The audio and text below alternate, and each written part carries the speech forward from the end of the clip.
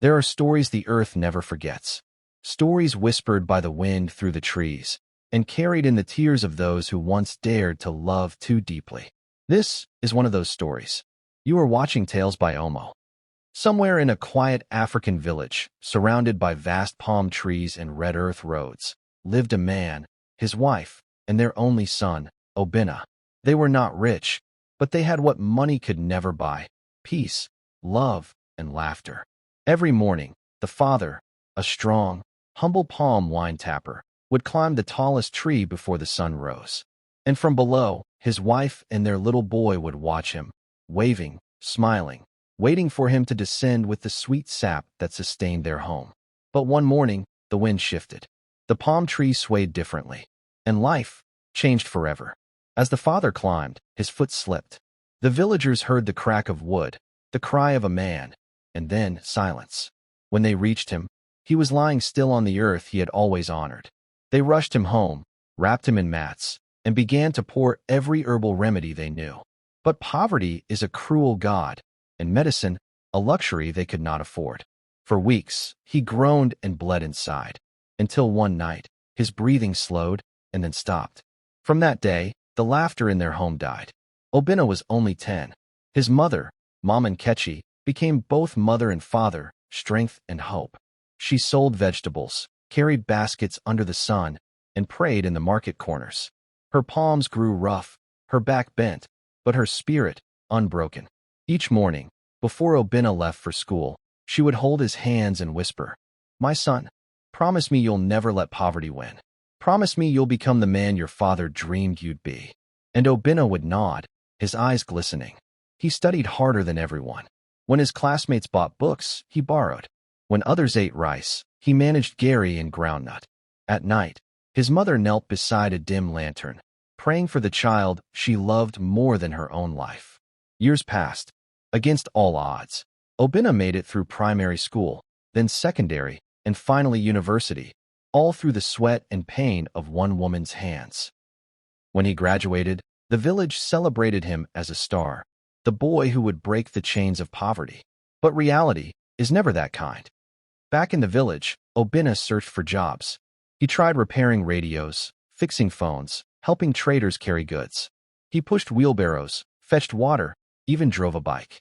But each day ended the same way: hunger, tiredness, and shame. He was walking like an elephant and eating like an ant. His mother grew older, her eyes dim, her body fragile. He watched her cut oranges in the market one morning and slice her hand open, the same hands that raised him. That night, as she slept, he sat beside her and cried silently. Something inside him broke. The next week, he told her, "Mama, I can't keep watching you suffer. I will go to Lagos. I will make money. I will return and take you away from this." She smiled weakly and touched his cheek. "Go, my son. But remember, the soul that forgets its mother forgets its God." And with that blessing, he left. Lagos, a city that never sleeps. He arrived with nothing but a nylon bag and a heart full of dreams. He slept under bridges. He bathed at public taps. He worked as a laborer, a cleaner, a market boy. He submitted applications to countless companies, and every time his phone rang, he hoped, but no one called. Yet, he refused to give up. Until one day, fate found him, in a way he never expected. He was walking along Ojalegba Bridge when a black Jeep almost hit him. The driver stepped out. It was Tony, his university friend.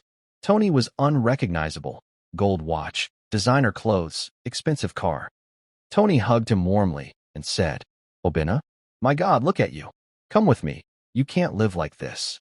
That night, Tony took him to his mansion. Marble floors, glowing chandeliers, air scented with perfume. It felt like heaven. As they ate, Obinna couldn't hold his curiosity anymore. "Tony, how did you make all this money?" Tony smiled, but it was a cold smile. "Brother, in this life, every blessing has a price. If you want what I have, you must be willing to pay for it." Obinna frowned. "What price?" Tony leaned closer, his voice dropping. "You'll know when the time comes." That night, they drove to the outskirts of the city, to a place that smelled of blood and smoke.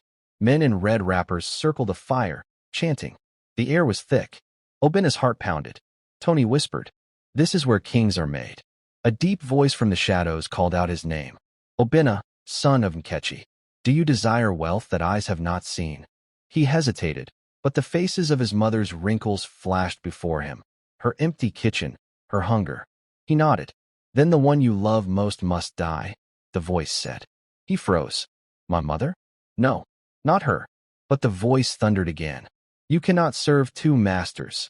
Love and riches do not share a bed. He ran from the shrine that night, trembling. For days, he avoided Tony's calls. But the thought of his suffering mother haunted him. He saw his friends online, rich, powerful, traveling. He looked at himself, nothing but torn slippers and empty pockets.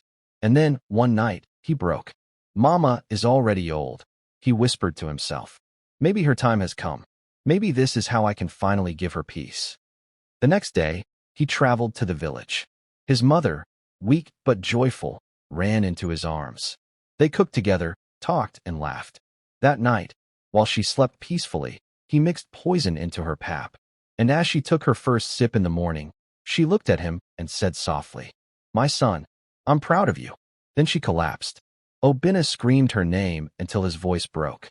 But it was too late. He buried her himself, tears mingling with the wet earth. The next morning, he woke up in Lagos to see millions of naira in his account. The next day, more came. Cars, houses, everything he ever wanted, all at once. But with it came something else. Whispers in his room, footsteps in his kitchen, his mother's picture falling from the wall, her voice calling his name in the night, her scent in every room. He would sweep the floor clean before leaving, but when he returned, her muddy footprints trailed across the tiles. He would wake up to find food served, but cold hands had placed them. He could no longer sleep. The wealth he wanted now felt like a curse. And one night, a voice spoke again. Your time is running out. Spend the money in 7 days, or die with it. He tried. He threw money in the air, bought cars, built houses. But the more he spent, the heavier his heart grew. He saw his mother's ghost in mirrors, in reflections, in strangers' eyes, until he couldn't bear it anymore. On the 7th day, he ran mad on the streets. People watched as the once rich man screamed his mother's name, crying, Forgive me. And in that madness, he met another friend, Chaik, a childhood mate from the village. Chaik took him to a church. They prayed day and night. He visited his mother's grave, knelt in the rain, and begged for forgiveness. The wind blew softly, and a gentle voice whispered, I forgive you, my son. That night, his mother's spirit appeared, calm, radiant, smiling. She faced the same dark spirits who had cursed him, and with one command, the shrine of their power crumbled into dust. When Obinna awoke, he was lying outside the church. The money was gone. The cars, the mansion, gone. But he felt light. For the first time, he was free. He returned to the village. There, he rebuilt his mother's small hut. He began teaching children for free, telling them stories about patience, hard work, and the cost of greed. He lived the rest of his life quietly, not rich in gold, but rich in peace. Moral of the story. A mother's tear is a covenant no man should break. Greed may promise wealth, but it only buries the soul. True success is not found in riches bought with pain, but in peace earned through love and patience. If this story touched your heart, don't keep it to yourself. Share it, comment your thoughts, and remember to subscribe to this channel for more powerful African stories that awaken the soul. This is Tales by Omoh, where every story has a heartbeat.